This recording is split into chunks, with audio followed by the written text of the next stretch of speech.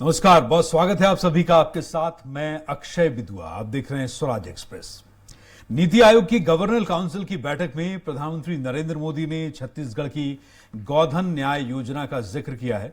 गोबर से तैयार हो रहे वर्मी कंपोस्ट को खेतों की उत्पादकता बढ़ाने के लिए लाभदायक बताया गया है और इस योजना को किसान हितैषी भी बताया गया है। नीति आयोग की बैठक में गोधन न्याय योजना के जिक्र होने को भूपेश सरकार की एक बड़ी उपलब्धि भी बताया जा रहा है। वहीं भाजपा नेताओं का यह कहना है कि उन्होंने गोधन न्याय योजना का कभी विरोध नहीं किया, बल्कि इसके क्रियान्वयन के लिए लगातार हो रहे भ्रष्टाचार का वो हमेशा विरोध करते रहे हैं। पहले पूरी खबर देखिए। प्रधानमंत्री की अध्यक्षता में हुई नीति आयोग की गवर्निंग काउंसिल की 7वीं बैठक में छत्तीसगढ़ के मुख्यमंत्री भूपेश बघेल शामिल हुए। इस दौरान मुख्यमंत्री ने बैठक से संबंधित एजेंडे बिंदुओं के अतिरिक्त राज्य हित से जुड़ी विभिन्न योजनाओं और विषयों पर अपनी बात रखी।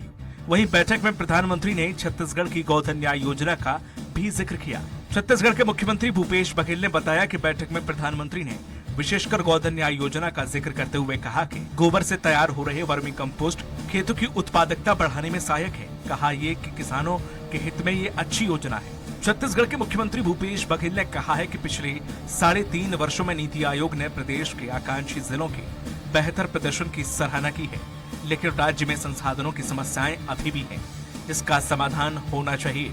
सीएम भूपेश बघेल ने आयोग की बैठक में बताया कि छत्तीसगढ़ अनाज उत्पादन के क्षेत्र में आत्मनिर्भर है। फसल विधिकरण को बढ़ावा देने के लिए राजीव गांधी किसान न्याय योजना, मुख्यमंत्री वृक्षारोपण प्रोत्साहन योजना लागू करने के साथ ही छत्तीसगढ़ मिलेट मिशन गठित किया गया। सीएम बघेल ने सुझाव दिया है कि फसल विधिकरण एवं दलहन तिलहन का उत्पादन एवं उत्पादकता बढ़ाने के लिए नवीन विकास फसल किस्मों के निःशुल्क बीज मिनी किट एवं ब्रीडर सीड बड़े पैमाने पर कृषि अनुसंधान संस्थानों के माध्यम से उपलब्ध कराया जाना चाहिए। प्रधानमंत्री गोधन न्याय योजना की तारीफ करने पर कैबिनेट मंत्री रविंद्र चौबे ने कहा कि छत्तीसगढ़ के लिए बेहद सौभाग्य की बात है कि नीति आयोग की बैठक में गोधन न्याय मिशन की तारीफ हुई। यह राज्य के लिए बड़ी उपलब्धि है। पूरे हिंदुस्तान के सारे मुख्यमंत्री और वरिष्ठ नौकर साहब मौजूद थे। वहां माननीय प्रधानमंत्री जी ने हमारी गोधन न्याय मिशन की प्रशंसा की और उन्होंने कहा कि छत्तीसगढ़ के किसानों को वर्मी कंपोस्ट के रूप में जो खाद मिल रहा है गौठानों से गोबर खरीदी करने के उपरांत उससे सीधा किसान लाभान्वित हो रहे हैं। देश के प्रधानमंत्री जी के द्वारा अपने उद्बोधन में छत्तीसगढ़ सरकार की और छत्तीसगढ़ के कार्यों की माननीय मुख्यमंत्री भूपेश बघेल जी की प्रशंसा करना हम सब लोगों के लिए गर्व की बात है। वहीं भाजपा का कहना है कि उन्होंने गोधन या योजना का कभी विरोध नहीं किया, बल्कि योजना में हो रही भ्रष्टाचार व लापरवाही पर विरोध कर रहे हैं। भारतीय जनता पार्टी ने कभी इस तरह की योजनाओं का विरोध नहीं किया है। हम तो वो लोग हैं जो बरसों बरस से इसकी उपयोगिता, इसके महत्व को हम सरकारों के माध्यम से भी सामने ला रहे हैं, लेकिन एक लंबे समय से कांग्रेस इन सब चीजों का विरोध करती रही। यदि आज गोधन न्याय योजना है उसका हम विरोध नहीं कर रहे हैं, लेकिन गोधन न्याय योजना के पीछे जो कांग्रेस का असली चेहरा छिपा है भ्रष्टाचार का, केवल 1 साल के अंदर में गोधन न्याय योजना में भी भ्रष्टाचार जिस तरीके से सामने आया, हमारा उसका विरोध है। छत्तीसगढ़ के मुख्यमंत्री भूपेश बघेल ने 20 जुलाई 2020 को किसानों पशुपालकों को लाभ पहुंचाने के लिए गोधन न्याय योजना की शुरुआत की थी। इस योजना के तहत 2 रुपए किलो में सरकार गोबर खरीद रही है। गौठानों में वर्मी कंपोस्ट का निर्माण हो रहा है, कहीं कहीं बिजली उत्पादन भी हो रहा है। इसके अलावा इस साल हरेली के दिन से गौमूत्र खरीदने की भी शुरुआत हो चुकी है। ग्रामीण अर्थव्यवस्था को मजबूत बनाने और गोधन न्याय योजना की बड़ी भूमिका है। अब देखना ये होगा कि ये योजना क्या ग्रामीण अर्थव्यवस्था में क्रांतिकारी परिवर्तन लाएगी या भाजपा के आरोप के अनुरूप यह योजना भ्रष्टाचार की भेंट चढ़ जाएगी। Bureau report, Swaraj express.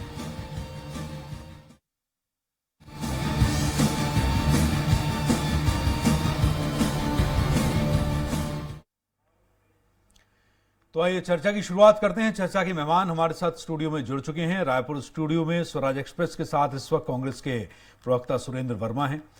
BJP नेता अमित चिमनानी इस वक्त हमारे साथ हैं। अर्थशास्त्री डॉक्टर रविंद्र ब्रह्मो जी हमारे साथ हैं। बहुत बहुत स्वागत है आप सभी मेहमानों का स्वराज एक्सप्रेस में। नमस्कार। नमस्कार।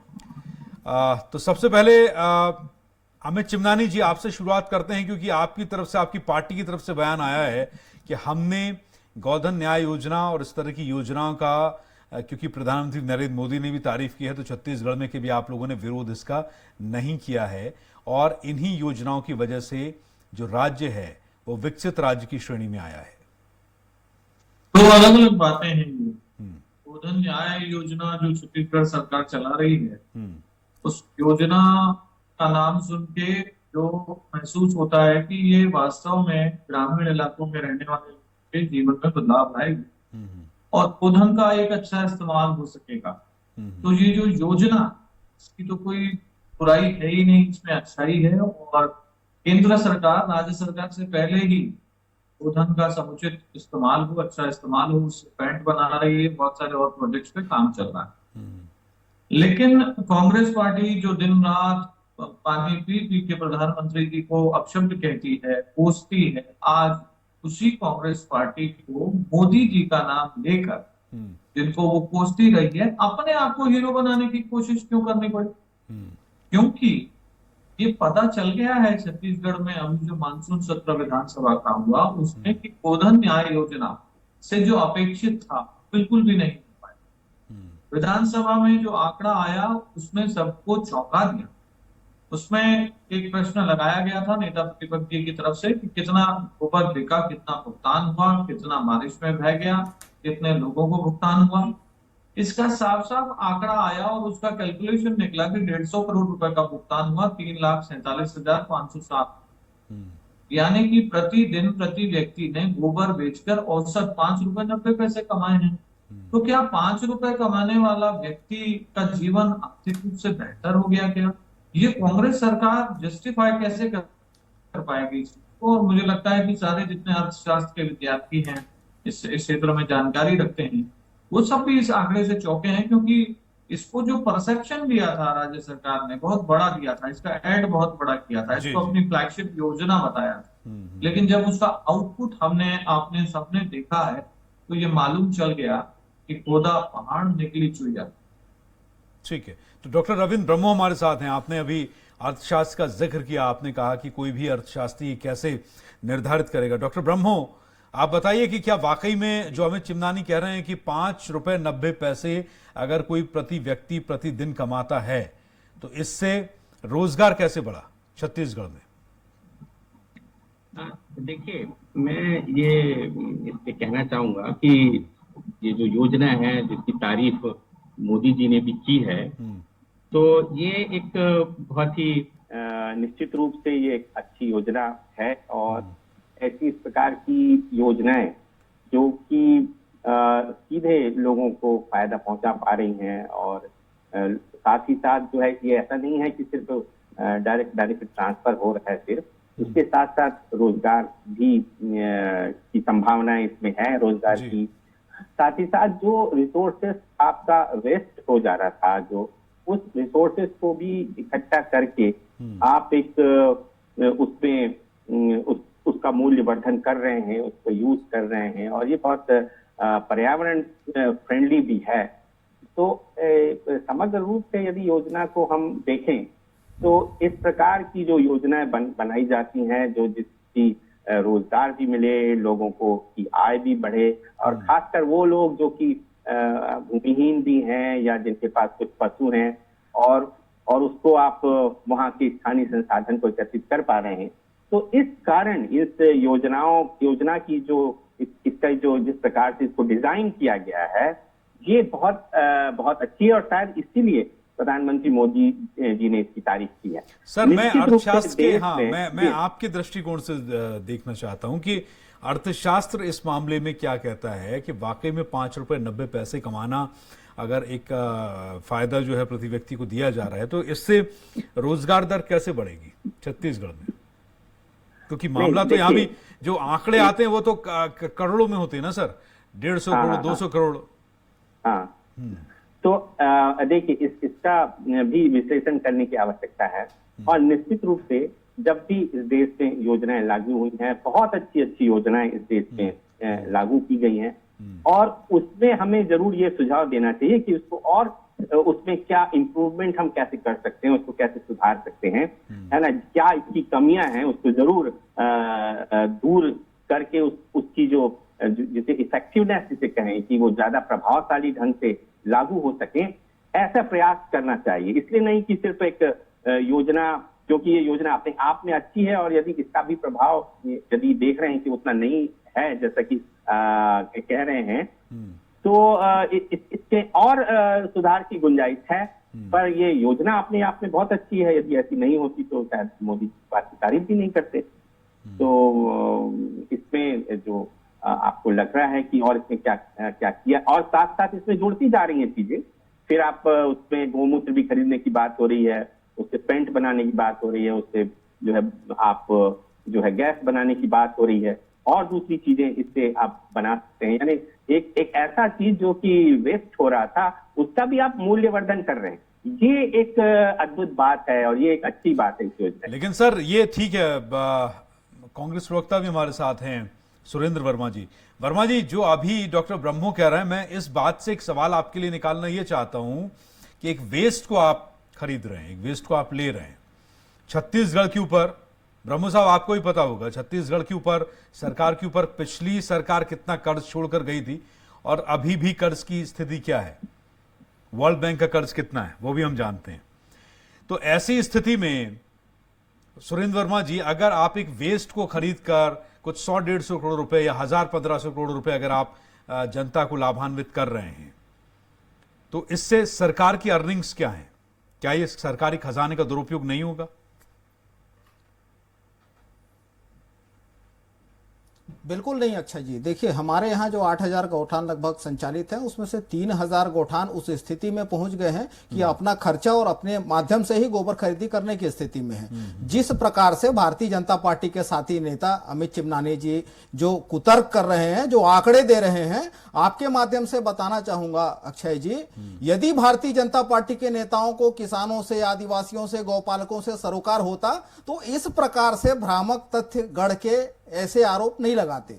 2 रुपए किलो गोबर खरीदा जा रहा है, जिसके पास एक भी गाय नहीं है, गांव में यदि यह जाके देखें, जो गौपालक नहीं है, जो बाहर से जो मवेशियां चरने जाती है, उसका गोबर भी वो कलेक्ट करते हैं, तो दिन भर में 70, 80, 100 किलो तक गोबर वो इकट्ठा करते हैं। 2 रुपए के भाव से बेचे तो 200 रुपए उनको आमदनी तय है। ये कैसे? इनका फार्मूला, इनका कुतर्क, इनका अनर्थशास्त्र ये कहता है कि जितने हितग्राही हैं उसको टोटल जो राशि है उससे भाग दे दें। अभी तक जो महिला समूह जो गोठान में कार्यरत हैं और गोठान समितियों को मिलाकर 3,22 करोड़ 94 लाख रुपए का भुगतान हुआ है अक्षय जी। और ये इनका फार्मूला क्या है? जितने हितग्राही पंजीकृत है सबसे उसका भाग दे दो। जबकि सच्चाई यह है कि सारे जो पंजीकृत हितग्राही हैं वो बेचते नहीं है, जितने लोग बेचते हैं उनको भुगतान होता है 2 रुपए किलो के भाव से। और ये इनके नेता हाल ही में एक निजी चैनल में बृजमोहन अग्रवाल जी जो सबसे ज्यादा बार विधायक रहे हैं, वो ये आरोप लगाते हैं कि गोठानों में केवल कांग्रेसियों का गोबर खरीदा जा रहा है। उसी के अगले दिन एक दूसरे निजी चैनल का कार्यक्रम होता है तो उन्हीं के परिजन जो रायपुर में महावीर गौशाला है उसके संचालक मंडल के सदस्य हैं, उन्हीं के परिजन हैं, उनको 18 लाख भुगतान प्राप्त करने पर सम्मानित किया गया। तो यह भारतीय जनता पार्टी का चरित्र है। इसी प्रकार से झूठ और भ्रम गढ़ के ये प्रचारित करते हैं। मूल बात जो कल की बैठक थी अक्षय जी, सहकारी संघवाद है हमारा देश। निश्चित रूप से जो गवर्निंग बॉडी होती है नीति आयोग की, उसमें सारे मुख्यमंत्री सदस्य होते हैं और अपनी बात रखते हैं। जो प्रमुख 6 मांगे माननीय भूपेश बघेल जी ने रखी है, वो देश के बाकी मुख्यमंत्रियों के लिए भी वो हितकर है, सभी प्रदेशों के लिए, क्योंकि जब तक प्रदेशों की आर्थिक स्थिति सही नहीं रहेगी तो राष्ट्रीय हित में कहीं ना कहीं वो बाधक है। जिस प्रकार से जो मांगे उन्होंने रखी, जो उत्पादक राज्य हैं उनको क्षतिपूर्ति 1 जुलाई से बंद कर दिया गया, जबकि जो शेष क्षतिपूर्ति के लिए वसूला जाता है वो 5 साल के लिए पहले ही बढ़ा दिया गया है, मार्च 2026 तक लिया जाएगा। जो रॉयल्टी है खनिजों की, जो कोल की रॉयल्टी है, वो कितने सालों से नहीं बढ़ाई गई है, 295 रुपया प्रति टन। और जो क्षतिपूर्ति का बकाया है 4000 करोड़ से अधिक, वो तो कई सालों से है। जो मनरेगा जो है, आज जो लोगों की रोजगार के लिए अतिरिक्त आय के रूप में जो छोटे और मध्यम किसान हैं, जो भूमिहीन श्रमिक हैं, उनके लिए बहुत उपयोगी साबित हुई है। उसी प्रकार से जो 20,000 से कम की आबादी के शहर हैं वहां भी इसको चलाया जाना चाहिए। और केंद्रीय करों में जो राज्यांश है उसको बढ़ाने की मांग की, तो निश्चित रूप से कहीं ना कहीं देखिए जितने केंद्रीय योजनाएं हैं उसमें लगातार केंद्रांश कम करके राज्यांश बढ़ा दिया जा रहा है, तो राज्यों पर आर्थिक भार तो बढ़ा ही है।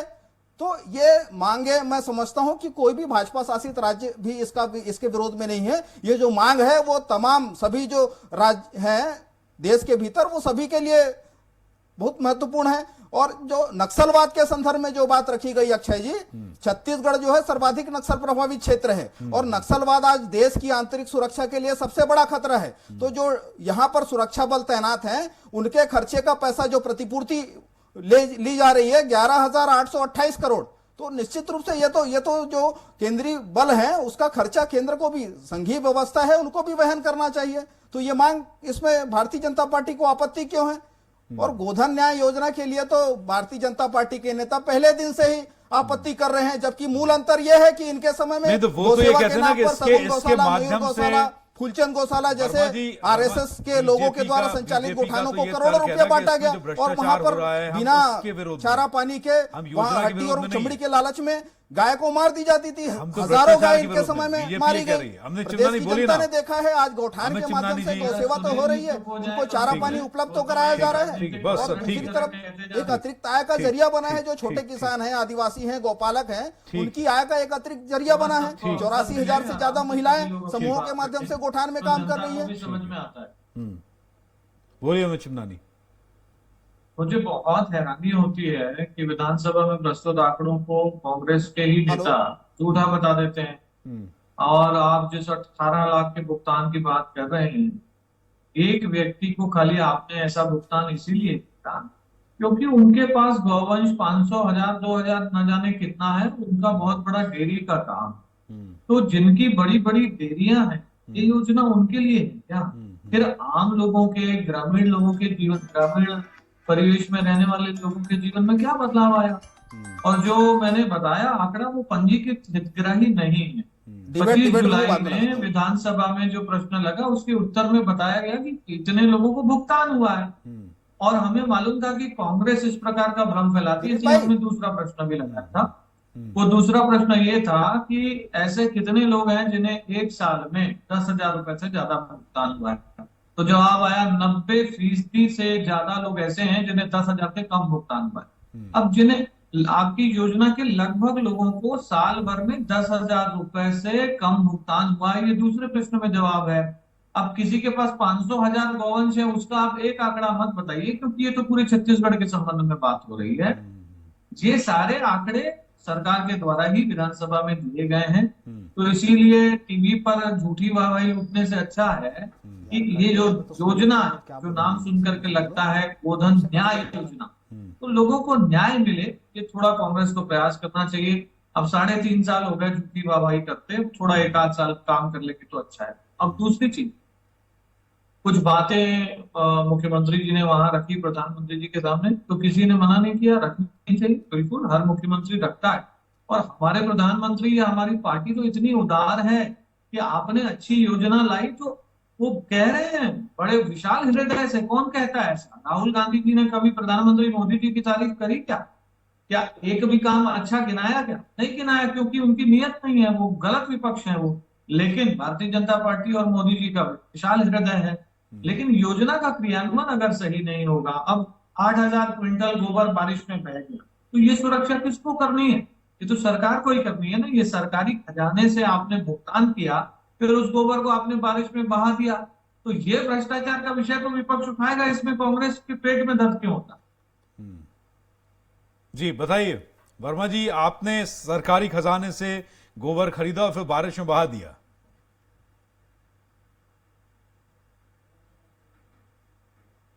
सुरेंद्र वर्मा को आवाज आ रही मेरी?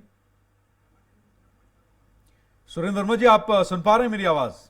जी अच्छा सर, बताइए। ठीक है, मैं ये जानना चाह रहा हूं, अभी सर अभी डिस्कनेक्ट हो गया था, अब आ रही है आवाज। अमित चिमनानी जी ने कहा कि आपने सरकारी खजाने से गोबर खरीदा और फिर वो गोबर पानी में बह गया, ये भ्रष्टाचार है।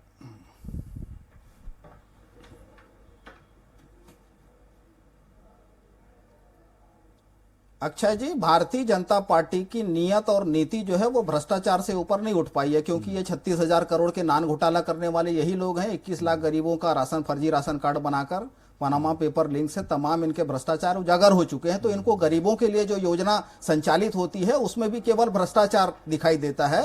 ये तथ्यात्मक रूप से एक भी प्रमाणित आरोप लगाने में 3.5 साल में नाकाम रहे।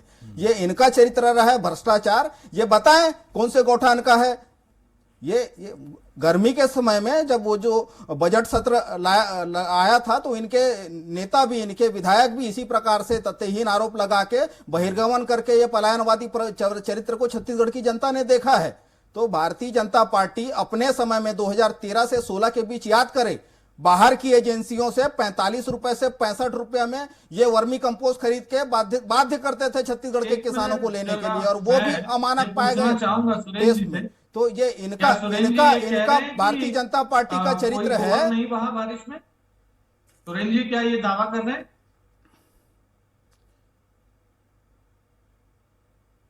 आप बताइए किस गौठान की बात कर रहे हैं आप? गौठान की नहीं, 8,000 क्विंटल गोबर बारिश में बह गया, ये आपने विधानसभा में आंकड़ा दिया है सर। 25 जुलाई का देख लीजिए, सुन लीजिए अक्षय जी, 75 लाख क्विंटल यदि गोबर खरीदा जाता है तो उसमें यह संभव है कि 8,000 क्विंटल बह जाए। किसी भी व्यवस्था में बेहतर की गुंजाइश हो सकती है, लेकिन जो सुन लीजिए शर्म आनी चाहिए जो 36,000 करोड़ का नान घोटाला करने वाले लोग, यदि सुनो ना, गोबर का संग्रहण होता है 75,000 क्विंटल की खरीदी में 8,000, ये व्यवहारिक चीजें हो सकता है, ना मानने वाली बात नहीं है। सुन लीजिए कितने हजार करोड़ आपने मानती है क्या कि भाई कुछ करोड़ों का भ्रष्टाचार हो जाए तो चलेगा? ये ऐसा है क्या? अरे 1 रुपया भी जनता का क्यों खराब हो? भ्रष्टाचार तो आपकी परंपरा रही है। नई राजधानी में कैपिटल कॉम्प्लेक्स 10,800 ये निर्माण लागत बताते हैं प्रति स्क्वायर फुट का।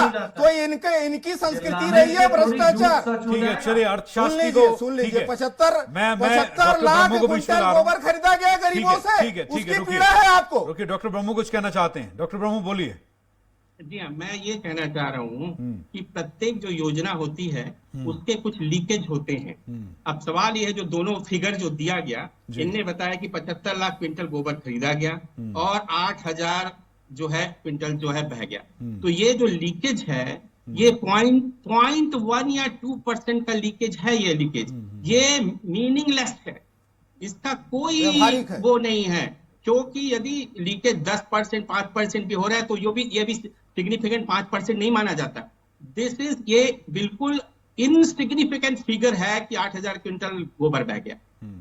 ठीक है, लेकिन डॉक्टर ब्रह्मो मुझे सिर्फ इतना बता दीजिए कि अभी अगर हम छत्तीसगढ़ सरकार की इस योजना की बात करें, और ये जो अभी सुरेंद्र वर्मा जी ने बताया कि 75 लाख क्विंटल गोबर की खरीदी की गई है।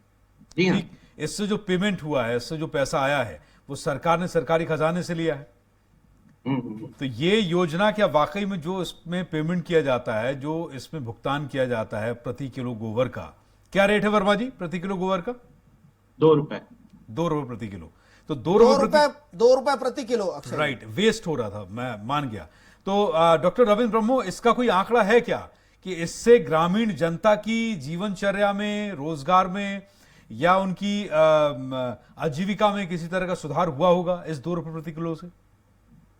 नहीं, देखिए, ये जो मैं ये कहना चाह रहा हूं कि ये जो योजना है ये निश्चित रूप से जिस तरीके से डिजाइन की गई है इसका हमको स्वागत करना चाहिए। योजना बहुत बहुत अच्छी है। ठीक है। और इसमें कितना लोगों को फायदा हुआ ये एक अध्ययन का विषय है। इस पे जरूर प्रोजेक्ट होना चाहिए, इसकी फाइंडिंग आनी चाहिए, ऑथेंटिक रूप से फाइंडिंग आए कि कितना उनको लाभ हो रहा है। ये तो आप रिसर्च करके इसको निकाल सकते हैं, किसी एजेंसी से करा सकते हैं।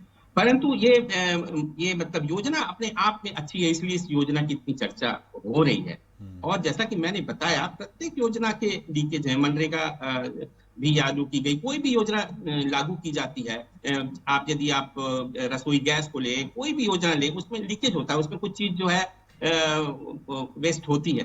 तो पर कितना होती है? यदि उस योजना में जितनी राशि खर्च हो रही है उसका यदि 5% तक भी हो रहा है, पहले बात हुई थी कि भाई लोगों के पास जो है कितना पैसा आता है, वहां से चलता है तो बहुत कम पैसा आ पाता है उनके पास, ये भी चर्चा हुई थी, हमारे पूर्व प्रधानमंत्री ने कहा था। तो यदि यहाँ पे यदि 0.2%, मैं 5% कर रहा हूँ और इसका लीकेज 0.2% आ रहा है, तो ये तो बिल्कुल इनसिग्निफिकेंट है, मतलब ये योजना में कोई ठीक है। सुरेंद्र वर्मा जी, ये आपने कहा कि कुछ एक गौठान, आपने शायद 3000 गौठान ऐसे गिनाए हैं जो अपना खर्चा खुद निकालने में सक्षम हो चुके हैं।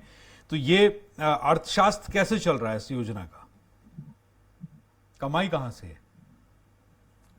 अक्षय जी, जब योजना प्रारंभ हुई थी उस समय वर्किंग कैपिटल के रूप में गौठान समूहों को राशि उपलब्ध कराई गई थी और पूरी पारदर्शिता बरती जा रही है। जितने भी हितग्राही हैं उनके खातों में राशि का अंतरण होता है, कहीं भी नगद भुगतान का कोई प्रावधान नहीं है। और जो गौठान 3000 से अधिक गौठान आज की तारीख में सक्षम हो चुके हैं, आत्मनिर्भर हो चुके हैं, तो उनके लिए जो गोबर खरीदी की जो राशि है वो भी वो वर्मी कंपोस्ट और जो दीगर उत्पाद वहां पर गौठानों के माध्यम से बन रहे हैं, उस राशि से ही वो अपने लिए गोबर खरीद पा रहे हैं और आत्मनिर्भरता की ओर मजबूती से बढ़ रहे हैं। तो गौठान समिति जो है वो एक काम करती है, दूसरी महिला स्व सहायता समूह भी उन गौठानों में तैनात है जो उससे अलग अलग उत्पाद बना रहे हैं। जिस प्रकार से लगभग 22 लाख क्विंटल वर्मी कंपोस्ट बना है, उसके साथ साथ जो गोकास्ट है, दिया है और तमाम तरह के उत्पाद हैं, उसके साथ साथ रूरल इंडस्ट्रियल पार्क के रूप में वहां मसाला पिसाई, तेल पेराई और अन्य औद्योगिक गतिविधियां भी संचालित है। तो उसके चलते जो है गौठान तेजी से आत्मनिर्भर होते जा रहे हैं और उसके बाद सरकार को राशि उपलब्ध कराने की जरूरत नहीं पड़ रही है, वो स्वयं से सक्षम है गोबर खरीदी का भुगतान जो है अपने फंड से करने के लिए। कैसा हो रहा है? देखिए, गौठानों की स्थिति ऐसी है कि जब कोई नेता या मंत्री मुआयना करने जाता है तो वहां के अधिकारी एक गोभी उठा के जाते हैं अपने घर से और वहां रख देते हैं और बताते हैं कि ये उगी है। ये इंस्पेक्शन हुए, गौठान में ताला लगा रहता है, बाहर गौ माता की एक बॉडी मिलती है, वो मर चुकी होती है। गौठानों के वास्तविक हालात क्या हैं ये किसी से छुपे नहीं है। कांग्रेस के जितने क्लेम उसकी खुद पोल खुल रही है, जो आंकड़े सामने आ रहे हैं। ठीक है सर। मैं फिर से यही कहूंगा कि 6 रुपए की प्रतिदिन कमाई से किसी की कोई आर्थिक स्थिति मजबूत हो नहीं सकती। अगर गोधन न्याय योजना में 10-20 हजार करोड़ रुपए का भुगतान होता, ये इवेंट मैनेजमेंट भाजपा का चरित्र है। बहुत शुक्रिया आपका। प्रधानमंत्री जब जाते हैं तो समय के किनारे जो चिल्ली पटक दिया जाता है, कचरे पलट दिया जाता है। 150 करोड़ रुपए का भुगतान, इसके अलावा 3.5 लाख डॉक्टर भाजपा का चरित्र है। अमित चिमनानी, बहुत बहुत शुक्रिया आपका स्वराज एक्सप्रेस में आने के लिए और आपका कीमती समय देने के लिए। तो बहुउद्देशीय परियोजना जिसकी तारीफ आज प्रधानमंत्री नरेंद्र मोदी ने भी की है। अब देखना यह है कि इस तरीके से और जो ये दावा किया जा रहा है कि इस योजना की वजह से छत्तीसगढ़ विकसित राज्य में शामिल हुआ है, इसका कितना फायदा वाकई में धरातल पर छत्तीसगढ़ की जनता को मिलता है। नमस्कार।